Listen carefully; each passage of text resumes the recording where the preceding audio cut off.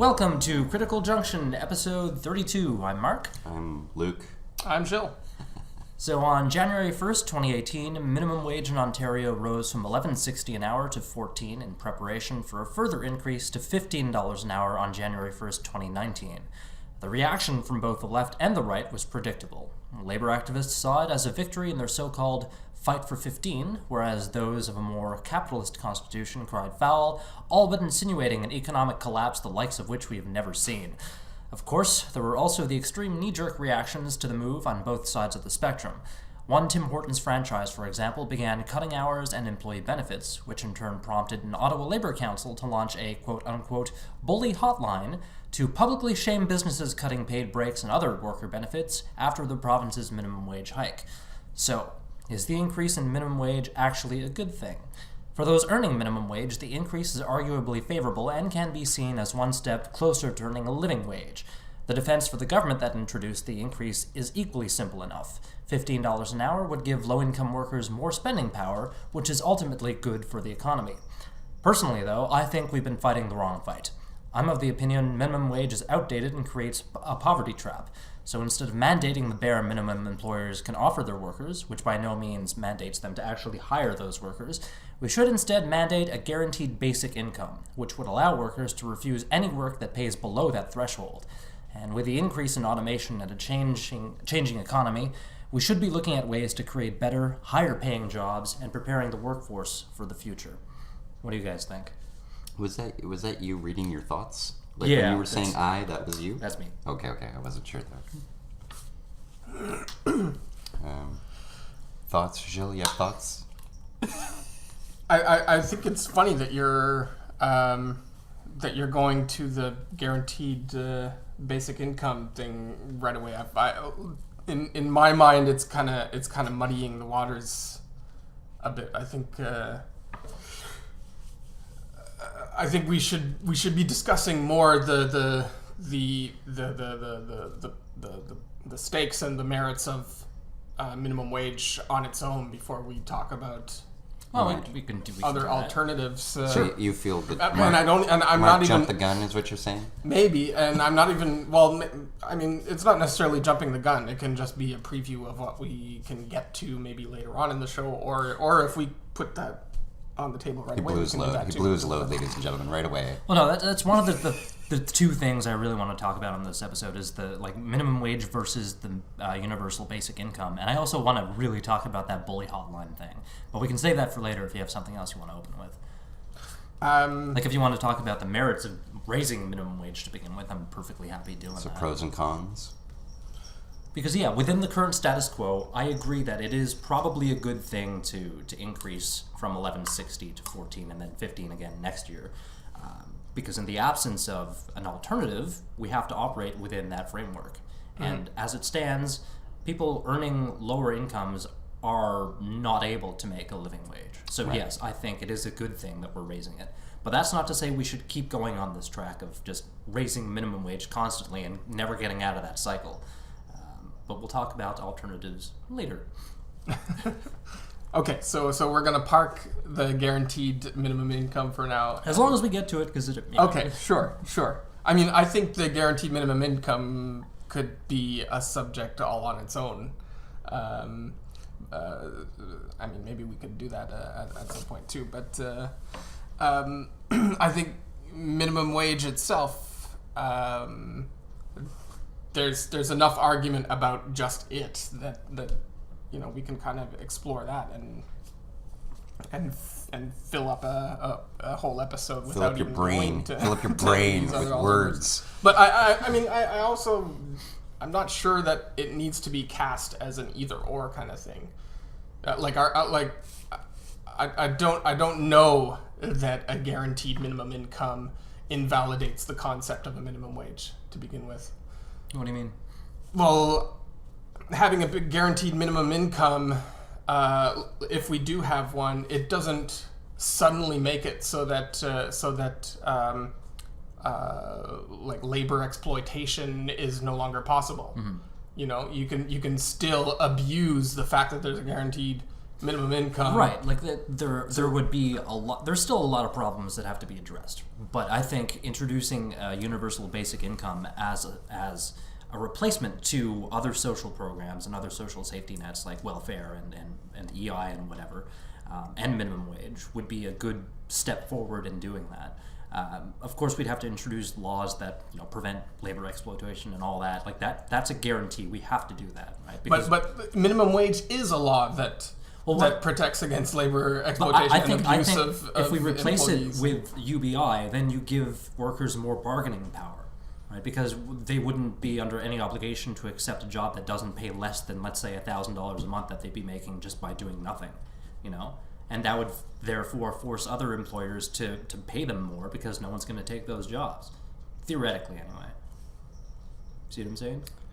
Right, and then there might be other consequences to the economy from that, right? If nobody is willing is incentivized to do any of those basic unskilled labor jobs anymore, because they don't even have to depend on that now to feed themselves or whatever, then do you suddenly have like the opposite of an unemployment problem? You know what I mean? I don't know.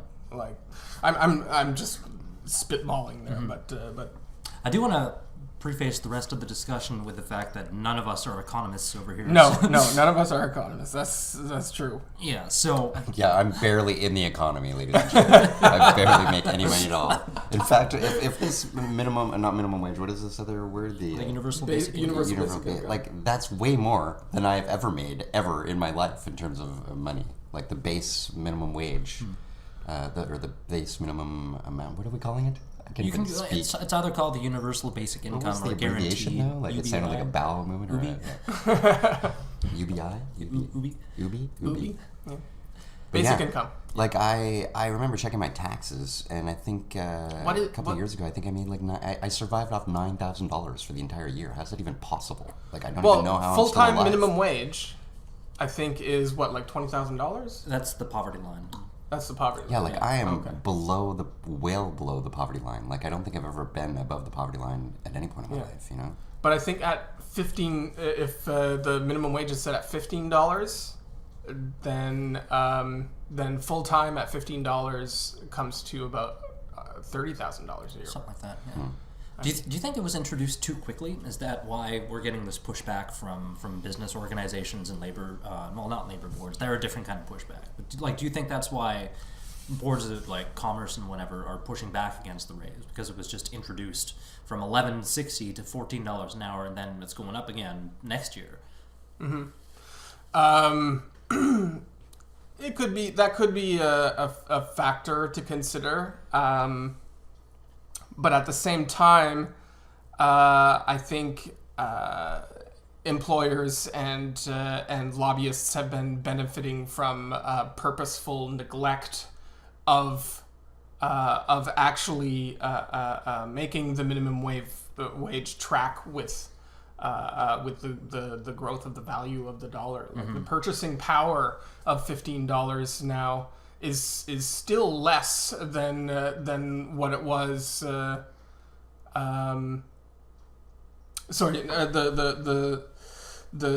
setting the minimum wage at $15 now isn't much more than what the minimum wage was in '65. If you compare like the purchasing power of the dollar, adjusted for inflation and all that, like it's so that was it. That was its highest point actually, and I think they were paid like. When was this? In '65. 65 was the highest point for the minimum wage and for like the purchasing power of the dollar. Right. Of the amount of the minimum wage at that point. And ever since then, it's been lower than that. And I'm not sure if $15 even catches up to that. I'm not sure either. And in fact, the minimum wage was introduced for the first time in the early 30s by FDR, right? Part of the whole New Deal stuff. And then you saw the minimum wage kind of grow But with the growth of the economy and the value of the dollar actually kind of getting smaller and smaller as the years go by, right?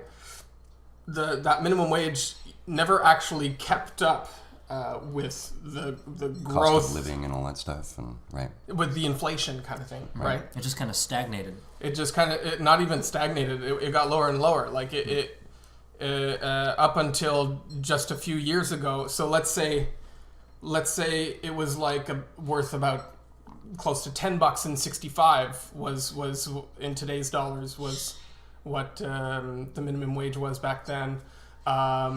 Right up until recently, the minimum wage in the States was only like $7.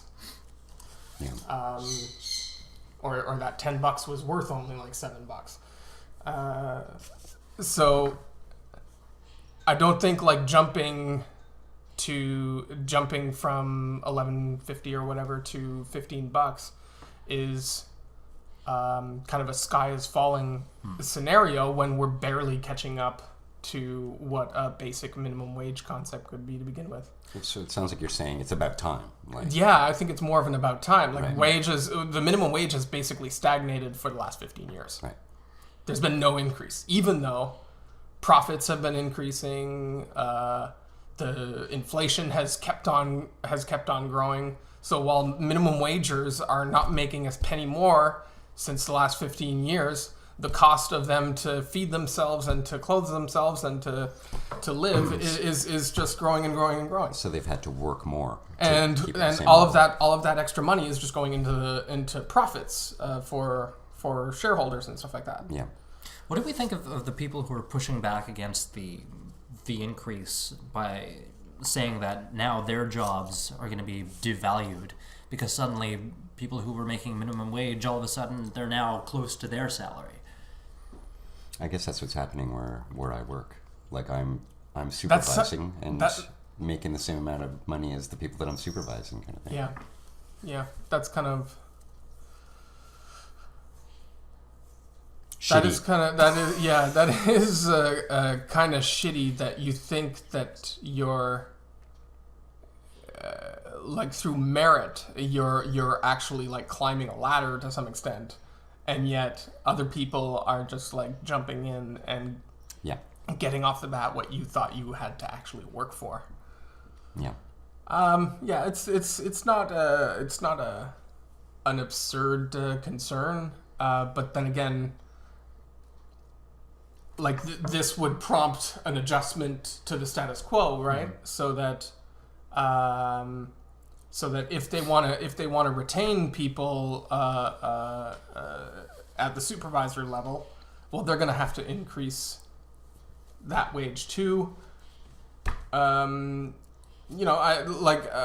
There's adjustments to be made with any kind of move on the economy, right? Mm-hmm. Or any kind of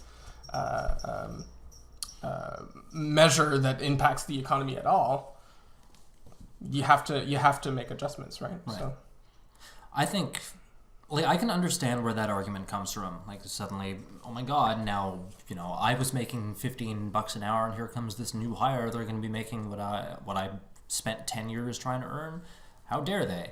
Like, I get the argument, but at the same time, it also kind of like it seems entitled, because this is not about them. This is about the people making less money.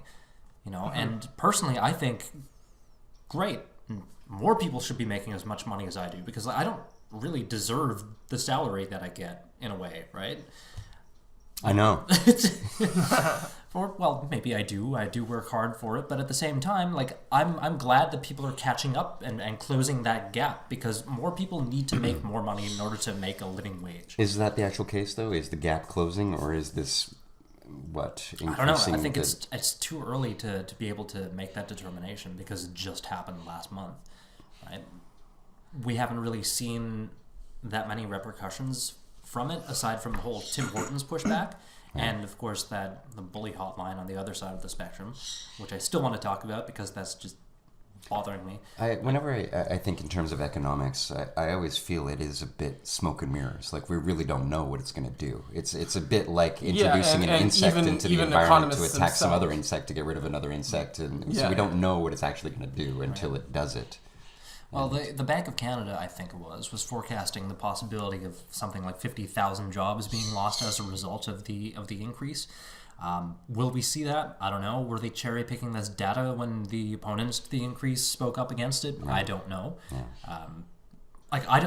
I'm not economically minded, so I can't really comment on it to much more of an extent than I am. But from my limited understanding of it, like I said, and like you said earlier, Jill, minimum wage has not been increasing in any kind of significant fashion over the past 15 years.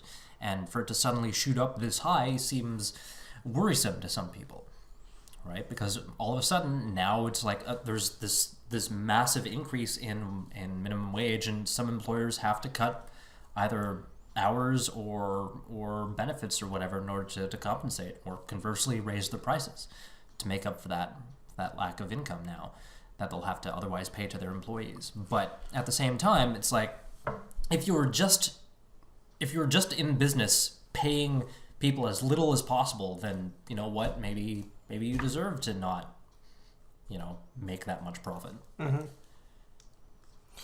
Yeah, so I mean that's something to think about too, like what proportion of the workforce is like what proportion of jobs is actually minimum wage jobs, and what proportion of the workforce actually gets more than minimum wage. So like it's only a very small part of the employment landscape, right? That makes minimum wage. I think in Ontario it's 20%, but that's like the highest in the country. And in other provinces like Alberta, it's closer to 10%. So like 90% of people are not at all making minimum wage, so this doesn't even affect them, right? I also wonder about when they talk about these kind of numbers of like unemployment and stuff like that. Like I'm wondering how they actually how accurate that is, and whether or not there isn't some kind of inflating or skewing of the numbers because of things like turnover and stuff like that. Like we're seeing over the past several decades less and less loyalty in the relationships between employers and employees, right? Turnover is becoming more and more the standard, and you're seeing less and less people who actually make a career with an employer, right? And I think to some extent employers can take advantage of this because when you have an employee that gains experience and expertise and stuff, they're in a negotiating position where they need to get paid more, or they can ask for more. But if there's a whole system set up where you can just lay people off and pay people the minimum for stuff, I don't know. This disloyalty seems to benefit one side alone. I don't think people are being freed or whatever from not having to have a loyalty to their employer as much anymore, being free agents or whatever. I don't know. Right. It also suggests that people can't find a job that they can settle into and just relax into and stay with, because it just doesn't happen anymore, or doesn't happen as often anymore. Like, it's not so much a career as just a job. Yeah. Obviously, these things don't happen in a vacuum, and I think right now, a lot of the minimum wage paying jobs, maybe I could just be speaking out of my ass here, which I probably am, but they seem to be coming from agencies and temporary work placements and whatever. And I think that needs to be legislated a little bit more, because they will, if they don't have to pay people more than they have to, then they won't, right? No, exactly. I mean, look at all the abuse that happened with the internships, right? Unpaid internships. These are people that are actually getting like professional educations for professional level employment, right? And they're totally being taken advantage of. Yeah. Like a job that normally pays like $50,000 a year, someone's making $14 an hour doing it in some cases. It's absurd how they take advantage of people through these programs. Yeah, exactly. And the employer benefits from someone who's actually getting educated by somebody else on the profession that needs to be filled there, or on the job that needs to be filled there. Or they can just underemploy people who are coming in as an intern and have them do the grunt work for less than they would have to give someone who's being paid minimum wage, because a lot of times these internships, at least in the States, I don't know if it's the same in Canada, but a lot of these internships are completely unpaid. Yeah. You know, because the kid the student is getting credits or something for the university or something like that, right? So pick up my dry cleaning, but I'm a PhD student. Yeah. So basically, the government financial aid or whatever is basically paying for this company's employment, right? Have you guys ever called the labor board or anything like that to report anything ever? No, have you? Yeah, it doesn't do anything. Oh, yeah. Like, you see the people come in, you see some hands being shaken, and then nothing happens, kind of thing. Really? Wow. At one of my previous jobs, it was a safety concern. So we were constantly, it was the vehicles and stuff were in terrible, terrible condition, and we were forced to drive these vehicles to do our jobs and stuff like that. And man, we would pull over police officers and go, can you take a look at this truck and tell me if you think this is safe? No, it doesn't seem very safe. Well, this isn't, the door's about to fall off, kind of thing. Can you do something about it? Nothing ever happened. Nothing. You couldn't even get them to like impound the company car. Like I even wrote to the labor board and went like, here are where they park the trucks. Go check them out. They're not safe. And I even said, don't tell them that you're coming, because then they will simply bring in the better trucks. And that is exactly what they did. Of course. They brought in the better trucks. We saw hands being shaken. Nothing ever happened. Like, seems to me to be just the case of, we have systems set up to look like systems that work, but they don't actually do anything. We're not actually protected in any way. Yeah. It's like Trump putting all of these people that are the polar opposite of what the agency they're being like the head nominated of the EPA. To. You know, like the head of the EPA being an anti-EPA right voice, or the it's all bullshit. It's just smoke and mirrors, man. Like. Or even like George Bush appointing Bolton to the UN, you know, like the biggest critic of the UN. he's being appointed as the ambassador to the UN. You know, all of these kind of, it's like deliberate, like, who's the worst person I could get to put in this? We're gonna put Kevin Spacey in as Captain Nice Guy. It's like ruled by show everyone how to be kind. Yeah. Anyway. Speaking of complaint lines and whatnot, let's talk about that bully hotline thing. Okay, so bullies are hot, right? but in response to Tim Hortons cutting benefits and paid breaks and all that fun stuff, there was an Ottawa Labour Council that launched a hotline where people could call in and report, employers who were doing the same thing, right? And the people who run this hotline would then publicly shame those companies on social media and whatever other media they decide to do. But that's what it was set up to do? To shame them on public forums? Essentially, that's what they were set up to do. I see. I don't know if there's any kind of investigative thing associated to it, but... They just accuse and that's it, like you're done. Yeah, like they said they would, quote-unquote, verify the information, okay? But that's not the same thing as demonstrating a causal link between the increase in minimum wage and what these employers are allegedly doing. So my initial reaction to this was, it could easily turn into a witch hunt if they don't have the proper procedures in place to deal with it, right? Right now, it just seems like, call us and we'll fucking post their names all over Facebook and you guys can shit all over them, right? But like, that, again, due process, and this is something we talked about in our sex scandal episode, it seems like this is another example of, the court of public opinion just going completely off the walls, we're gonna shame the hell out of you for allegedly doing something that we have no evidence of.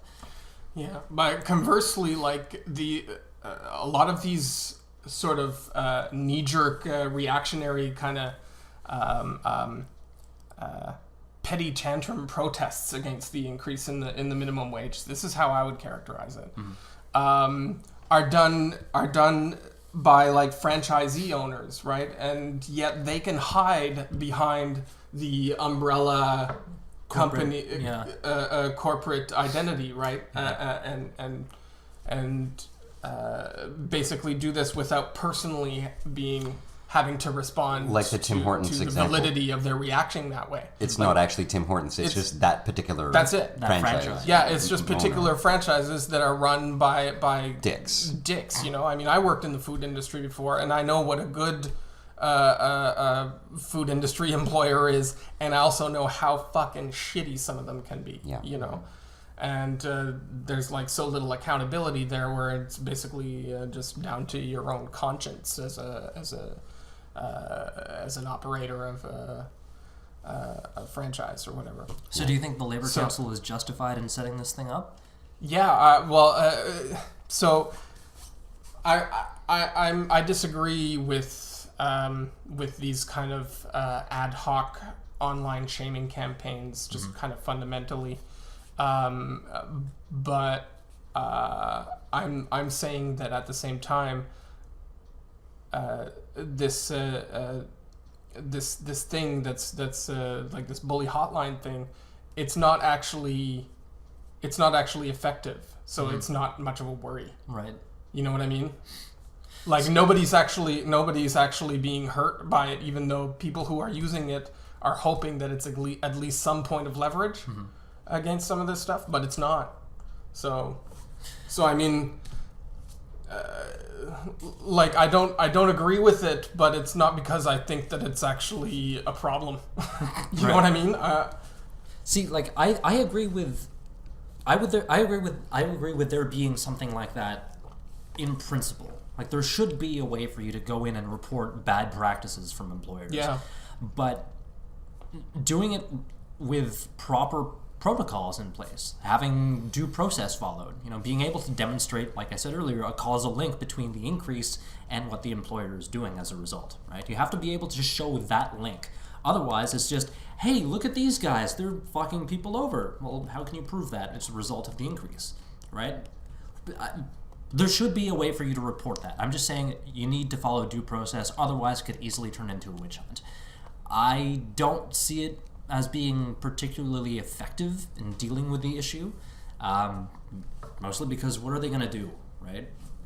They're a labor council. Like, what power do they have to shut these people down if they are practicing, or engaging in bad practice? What can they do? What leverage do they really have? So they created a hotline. So what? Ooh, report me. Yeah. Kind of like your example, Luke, with the labor council or labor board, right? Have I ever told you guys about trying to call up the city, the 411, to try and have a generator that was running 24 hours across the street from the apartment I was staying in? So it was running all night. And so just burning gas. I think it was giving, because they'd just built the condo across the street and they didn't have power yet, so there were some things that needed to be powered, kind of thing. Okay. Regardless, I call up, I complain, and so what they want to do is they want to send over a guy with a meter, like up. They like go into a decibel meter. So they're supposed to come into your apartment, then read it from there, kind of thing. And so I go, well, is this an anonymous phone call? Yes, this is completely anonymous. So are you sending someone over incognito then? Like, are they dressed as a civilian and they're hiding their apparatus? Or, no, he's wearing, city uniform and stuff. Well, I'm not going to let him in. Then immediately, people will know that I'm the one making the complaint here. So no, I'm not trying to cause problems here. I'm just trying to shut the generator off. It's running 24 hours. Like, can you just come and shut it off? Like, I'm not letting anyone into my apartment unless he's incognito. Like, this is supposed to be anonymous. And basically it ended with, well, I don't know what to tell you, sir. That's how it works. And I'm like, it doesn't sound like you're telling me how it works. You're telling me how it doesn't work. And I kept on going on like that until eventually she just ended with, I don't know what to tell you. That's how it works. No, you're not telling me how it works. You're telling me how it doesn't work. And it just kept on looping around to that. And eventually they just sent someone over. It was actually shut off in like about 20 minutes kind of thing. They did send someone over. And so if you hassle them long enough... It's like dealing with a mobile company, like calling up Freedom to try and tell them that, hey, why are you embezzling a few pennies? Because I can't enter in like penny amounts for the charge that you're actually charging me. I can only enter in round numbers, and then you're embezzling the rest. Where is it going? Where's my money? Kind of thing. You know? I actually did that with Freedom, and they were like, "Yep, you're right." And like I had to talk to a manager, and immediately I had like, "We're throwing $20 in your account, sir. Don't tell anyone," kind of thing. Yeah. Now it's being broadcast on the podcast. Well, he didn't actually say "don't tell anyone," but that's what they're getting at, right? People of the internet, everyone now knows your Freedom story. Freedom, my ass. The worst data in the world. Anyways, go. Freedom, if you want to call in and sponsor the show. Nice. Yeah, I don't know about this bully hotline thing. I think it again, in principle, good idea, maybe, if done properly. In practice, don't know how it's going to turn out. You just know it's not going to be done properly. Yeah. In a sense, it can't be. Like, how could you collect this evidence? Right. And how could the flip side not have more evidence to just counter your claim? They could just make it up and go, no, that's wrong, and he's lying. That's exactly my problem. Yeah, right. Just allegations. That's exactly my problem with it. And who are they going to believe? Right. And that's why I mean you have to demonstrate the causal link. Otherwise, like you said, people can just argue all the time about, no, see, look, I have this right here. It says not due to minimum wage increase on paper when I cut their benefits. Yeah, see, I have this written down by a lawyer that uses real language, you see. This is true, not that. Yeah. So I don't really see the point in doing it. I don't see the effectiveness of doing it. Are we talking about working in general? Absolutely, I agree with you. These jobs are not jobs doing anything that's particularly work. Like, do you guys do any work that's real work? Like, that you go, like, I feel good about what I've just done today, and this is giving my life meaning? And I can't talk about that. Because I would say yes, absolutely. But yes. Yeah, okay. I guess I can say that I've never really had a job like that, other than my interactions with people themselves and those little minuscule interactions. Like, I can say that most of the work I've done in my life is completely useless and serving no purpose, and possibly actually serving a negative purpose, like polluting the world, or you know what I mean, like creating some sort of a bad out there. Okay, I want to ask you, because on previous episodes you've railed against capitalism in one form or another. So Luke, I'm talking to you. Well, so what do you think about this whole minimum wage thing in general? Like, what should we be raising it, or like is this just some kind of temporary Band-Aid fix? When I look at it in general, when it comes to economics and stuff like that, I really don't know. Like it does seem to be smoke and mirrors. It's like I said, it's like putting that insect into the environment and seeing how it attacks the rest of the environment and how the environment's going to change, kind of thing. Like, we don't know until we see what it does. Like, people have projections in terms of what it's going to do, but I don't know. Has anything ever economically worked out like the way we planned it to, kind of thing? I have no idea, really. I don't know. So, like, what's the... And can I say, though, that I'm not necessarily against capitalism. I'm against what we've done with capitalism. Like, we seem to reward sociopaths for their behavior, Like, if we're looking at the bosses or the people in charge, these people are usually not very... I mean, the minimum wage was brought in... was invented to address a problem that was not solved by the invisible hand of the magic market, right? Like, slave labor was rampant, and people are working for nothing or next to nothing. Because it's the only gig in town, kind of thing. So it's something that was brought in to address a problem, and if you take it away, I mean, you'd be hard pressed to come up with an argument for why that problem wouldn't just reappear. I mean, you've got places right now that don't have minimum wage, and then you've got employers like Foxconn or whatever that are having like people live in their factories and getting paid next to nothing for more than a full day's work, and then they're committing suicide because they just can't take it anymore after. Well, see, the thing is, minimum wage is supposed to address poverty, right? It's supposed to, the increase anyway. So that's one thing. Is it? That was my question. Like, what is the basis for minimum wage? What is right. the philosophical underpinning for what minimum wage should be addressing? Or So I guess what you're saying then is the poor are making minimum wage. Is that what I'm saying? I guess that is what we're saying. Like, if we're working minimum wage and we're working as much as we possibly can, you're still poor. Yeah.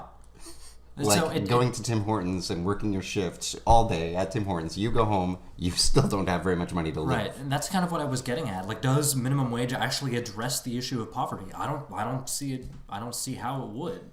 So other things that the minimum wage could be premised on could be either lifting out of poverty, basic prevention of abuse, basic living wage. I guess that would be like the prevention of poverty or lifting people out of poverty, or just tethering to the average wage.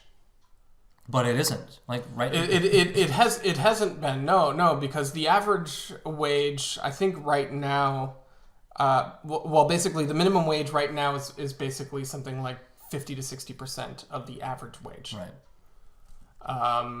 So what is the average wage? Do we know? I think the average wage is I don't know. I don't know what the average wage is. I'm just doing some quick Googling. You're going to do some quick Googling there? Googie that shit.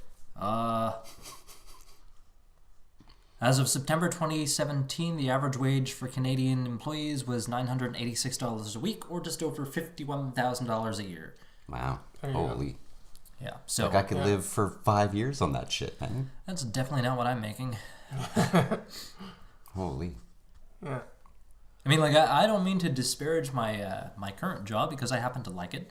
I said earlier that I may not deserve what I earn. I deserve what I earn. Damn right I deserve that. Yeah, have you ever seen the Monopoly thing? That's right. Love your slavery. Yeah. I feel like this increase in minimum wage is like we're going to soften the whip.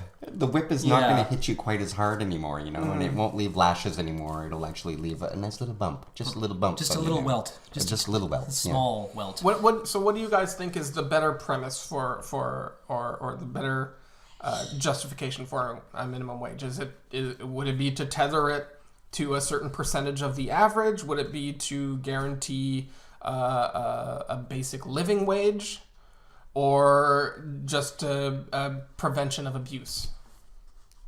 Well, I think my solution is to replace it with the UBI, but right, because I don't think minimum wage addresses any of those issues. Isn't the UBI just a big giant payout to corporations? How so? An incentivizer to reduce what they already provide to their not necessarily their human resources? I don't think so. Like, if you set the UBI at, like, to me, it sounds like a big giant subsidy to corporate human resources. How so? Because then, if you eliminate a minimum wage, you can basically have all of these companies working together to suppress a minimum wage, and then just getting next to free labor from anyone, because the jobs that are available are those. I don't know. Like, if you set the threshold at something reasonable, you know, that's enough. What threshold? The UBI threshold. Like, if you set it at something that's enough to cover what it's supposed to cover, like basic living allowance, and then I just think that employers would be forced to offer people a decent salary, because why would anyone accept a job that is below that threshold? Right. If they don't have to go, if I can make $25,000 not doing anything, I have to make $30,000 doing something. Or even, for it to be worth it. What number did you say? 25? Whatever. Or even just $1 above that, you know? You can then apply the Price is Right. No, but any amount is an amount above the UBI. Mm-hmm. Yeah. Like, even if they're paying 5 cents an hour, that's more than somebody who's making UBI minus that 5 cents an hour. But the point would be you'd always have that not minus, but without that. Yeah, I understand what you're getting at, but the point is, like, with a UBI, you would always be guaranteed that amount, right? Sure. So it's on, like, if you're working, you would get that on top of your existing salary, right? Yeah. I think it would just incentivize people to, once their basic needs are satisfied with this allowance that you get every month, regardless of anything, it's just, you're alive, you get this money, right? I think it would just... It could be a boon to the economy, because then it would get everybody participating in trying to, like... Yeah. Get more, like trying to be the squirrel that's getting more nuts, you know? Right. Like people don't most people don't necessarily want to deal with only the basic minimum. Like people want to be comfortable, right? Exactly, and that's, I think it would incentivize people to go out and you don't do think that. You don't think that's a big motivator? You're right, to be and I think comfortable? that people think that comfort is the thing that will lead to a fuller life and satisfaction in life and stuff like that, which isn't necessarily the case. I think we've gotten caught up in this idea of comfort, and comfort is actually very uncomfortable for people. Well, right Although now, I think I think it's difficult. I hear that argument, but I think there's a bit of dismissiveness to it. No. I mean, there's something that's afforded by a basic level of comfort. If you look at like compare really poor countries to richer countries, there's different priorities and different kinds of life fulfillment that happens, right? You don't see people who are super concerned with basic survival. They're not really doing either philosophy or theoretical science, or These are the stuffs of leisure. Yeah, well, to some extent, these are the stuffs of leisure, but they afford something more than just leisure. You know, they afford some kind of épanouissement of a society. Oh, you know? oui, épanouissement. Oui, oui. I mean, what would be the English word of Épanouissement. the penisment of society. I find the most interesting thing that I hear about traveling off to the poorer countries and stuff like that is people talk about, in a sense, the spirit of the people and how happy they really are. So they're living in squalor, yet they're incredibly happy, and everyone's together, and there's a greater sense of community and all that stuff. Yeah. Whereas here we might have all the money in the world, but we get angry and want to drive into people and wonder why people are turning that way and want to smash into them with their cars. Because and they everyone's didn't in our put way enough while milk we're going in your to work. coffee. How dare they? I have to get you know what I mean? Yeah. Like we're... Well, I think the UBI would allow people that basic level of comfort to allow them to then pursue what it is they otherwise would want to pursue, because their needs are immediately satisfied. You know, it would, again, give them more bargaining power when it comes to looking for a job to supplement that basic income, because who wants to just live on the basic income? And that's an argument that I've heard a lot in response to either the UBI or the increase in minimum wage. Is, well, look at these people on welfare, you know, they just want to sit around and mooch off the system and get everything for free, and they seem perfectly happy just sitting there doing nothing. Are they, though? Like, how can you tell? Well, you know, they've got all these, look at these people on welfare that I know, they have like 6 cars and 2 cell phones. It's so like, it's such a kind of perverse idea to me, where people are casting others who are living in desperate kind of circumstances as if they were like the mustache twirling rich villain who's sitting on his piles of money and sucking on a cigar going, ah ha ha ha ha. Right. I do nothing and get paid for it. Look at my pile really? Look at my pile of Oreos. Really? You don't think that if given the opportunity, they would want to get out of that situation? Yeah. Right? Because who wouldn't want to lift themselves out of poverty? I can't think of a single example of somebody who's just fine living in squalor. Mm-hmm. You know, there's always that drive to want to do more, and with the universal basic income, I think it satisfies those needs. I keep repeating this, but it does. Like, you're convinced. I am convinced. I'm convinced of the logic behind this, because regardless of circumstance, regardless of employment situation or status, gender, anything, you just get this money from the government. And then the onus falls on the government to do it, to pay people out like this. It no longer falls on the employer to pay out something they can't afford to do with, for example, a higher minimum wage. That responsibility is taken away from the employers, and they can engage in whatever activity that they would need to do.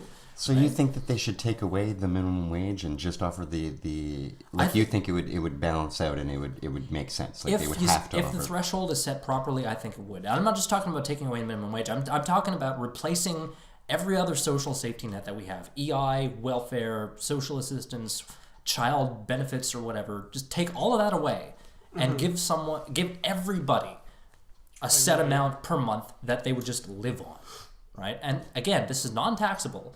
It's an amount that it's there regardless. So you're making that on top of, if you're employed, your actual salary. So let's say you get $1,000 a month with this UBI thing, just as a random example, right? And otherwise, you would make like $1,200 a month from your job. You're now making $2,200 a month. That's so much money to me, anyways. $1,000 a month is nothing. That's me living for months on $1,000. I mean, relatively speaking, in terms of government handouts, that's nothing per person. Yeah. Right? It's nothing. It satisfies some basic needs, and that's and you're also eliminating a lot of administrative infrastructure and stuff for all of these different programs. That also have. Oh, they're gonna have to fire people. Half the government's gonna have to be fired because they won't have anything to do. Legislative frameworks and stuff behind them, right? Because these existing programs are very difficult to administer. Well, difficult. They're expensive to administer. There's a lot of bureaucracy behind them. And it forces people to go through, for example, with I'm going to call it welfare because I don't know what it's called anymore, but they force people to go through like job hunting and resume writing courses and all this other stuff that, if you just give them the money with no strings attached, no forms to fill out, nothing, then it frees up their time to actually look for a job instead of going to these stupid courses that they let's say you're working part-time on welfare and you make more than you should have per month. They'll penalize you in some way. Whereas with the UBI, they just get the money and now they can work as much or as little as they want while they look for a standard permanent job. Right? Mm-hmm. It frees up a lot of resources. It saves the government money in the long run, I think, if done right, if the math is done properly. You get rid of all the nonsense, all the administration that goes along with it. Bureaucratic red tape. Right. Yeah. I just think it would be a lot easier to administer. It'd be a lot easier for people to stop. It would permit people to stop. I don't think. Just off the top of our heads here, I don't think we can. We can conclude that this UBI proposition invalidates the concept of a minimum wage. Do you want to elaborate on that? Yeah, I don't see why they wouldn't go hand in hand. Why wouldn't there be a set minimum wage and also this? Okay, keep talking. I like it. I like where we're going.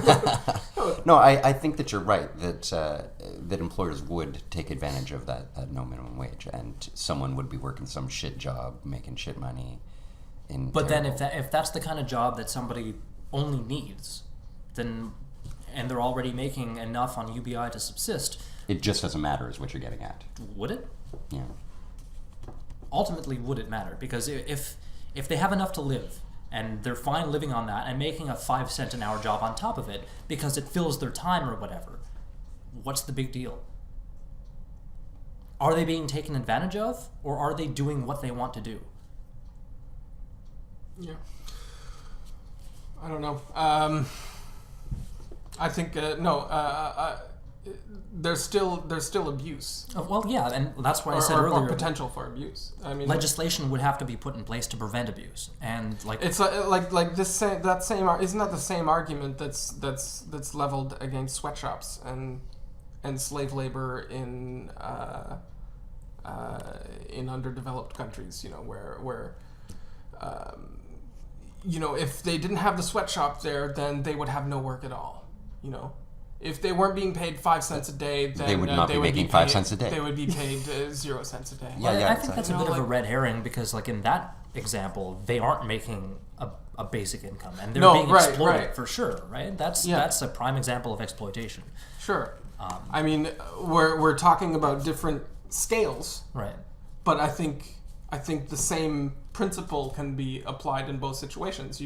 The abuse is just maybe the stakes of the abuse is just lesser, but it's abuse nonetheless. Yeah, like our whips wouldn't be made of chains; they would be feathery whips. I don't think by introducing a UBI concept, we'd immediately fall into degenerate into some kind of third world sweatshop allowing country.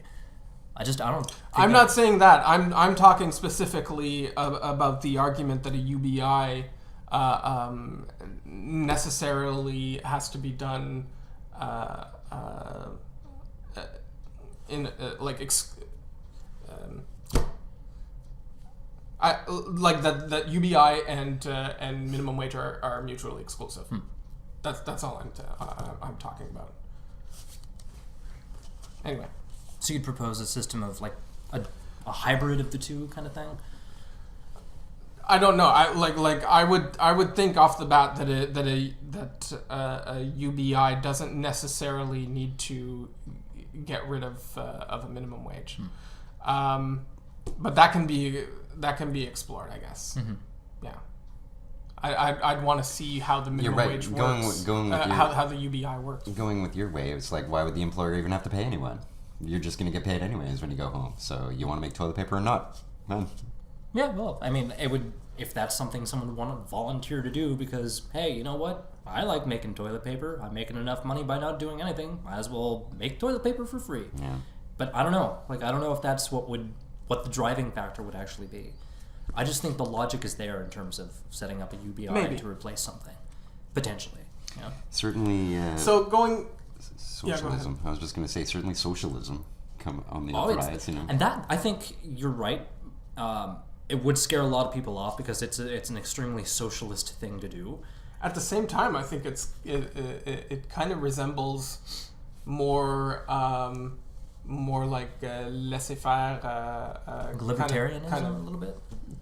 Conservative type of ideas, like things like a flat tax and stuff like that. Like the idea has received support on both sides of the political spectrum, like both liberals and conservatives. So they're seeing financial benefit from it. Is what that means. If done right, yeah, they do. The Ontario government is doing a pilot project. Introducing a type of universal basic income. Yeah, where are they doing that anyways? Is it Windsor or something like that? I don't know. I think they took a certain segment of low-income people to test it out with. It might have been in Windsor, I don't know. But it's not a true UBI because what they're doing, they're essentially mirroring the existing system in that whatever amount you make at a job while receiving this thing is deducted from the income that you could get from the government. It's super weird. It's not universal basic income as it's supposed to be. It's how are they doing it? Let's say you get $1,000 per month. Okay. And you make $500 at a part-time job. They take that $500 away from the income that you would get from the government. I see. That's kind of cool because then you're basically they top you off, I guess, is what it is. Yeah, it makes it kind of a progressive type of subsidy, right? Where if you're somebody who's let's face it, rich, and you're making like $200,000 a year, you don't need that universal basic income, right? What the hell are people doing with that much money? I don't know. They're buying big houses and blowing it on vacations. Buying because they need to get away from making that much money. Like I've made so much money, I need a vacation. And I need to get away to somewhere where they get paid way less. I need to take advantage of somewhere else that's a different color. That's what I need to do right now. Mexico. I don't know what they're going to do. Buying tigers. No, I just can't imagine having that much money. Like, what the fuck are people buying? You know what I mean? Like, what the hell? Big houses and fast cars. And people. I feel very. I'm not a consumer so much. Yes, I'm eating some Timbits right now and some donuts and stuff like that. But I'm not a big buyer of things. Like I don't. Yeah. I heard that the something like the 42 richest people in the world are making as much as like the poorest 3 billion in the world. Crazy. 42 people are are raking in as much cash as and I bet these people are $3 billion. That's disgusting. Like these people are sociopaths, kind of thing, you know? Like basically, we have a system that rewards sociopathic behavior. Well, yeah, they make them president, right? Like, yeah. Yeah. And on that note, Yeah, to the head. Any final thoughts on the issue of minimum wage? Anything we've discussed today? Let's start with Gilles. Can I steal some of your coffee? Well, one thing that I came across was this argument that the minimum wage will cause jobs to be lost to automation. Right. Yeah. But that's going to happen anyways, is it not? Like, we're being replaced by robots already. Like, automation isn't a reaction to minimum wages. Automation is a result of the capability afforded by technology. Yeah. I mean, if you just have to buy a widget once and then it works for you forever,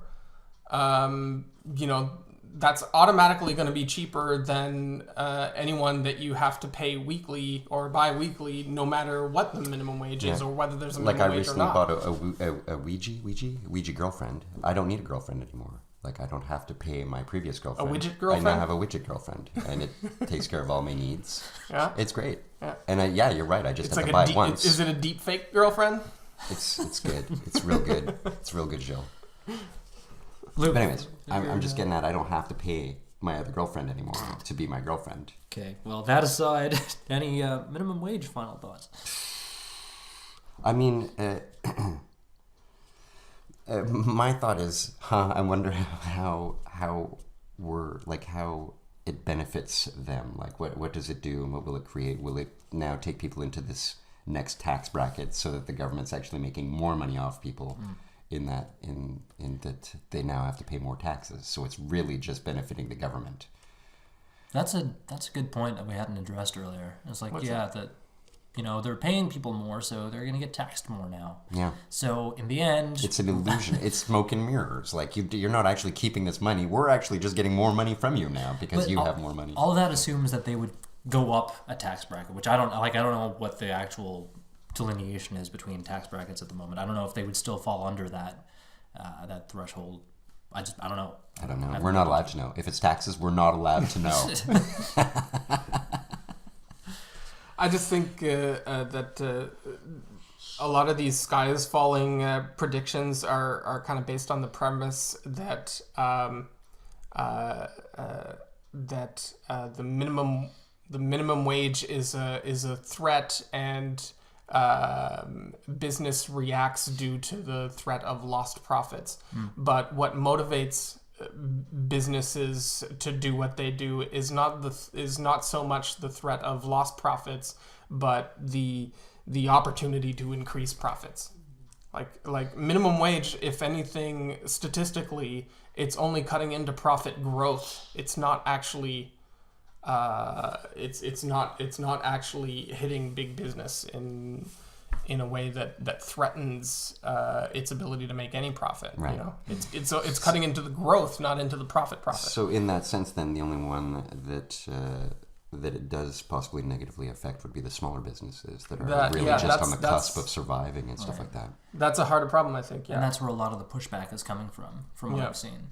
It's smaller businesses being, well, I can't afford to. There was an example I was reading. It's this small little mom and pop shop. Usually they hire students for the summer to help out and do things. They would pay them minimum wage, and now they can't afford to do that, right? So what are they going to do? You know, and that's unfortunate. Yeah, that's two people losing out there: the students and the people who used to hire the students.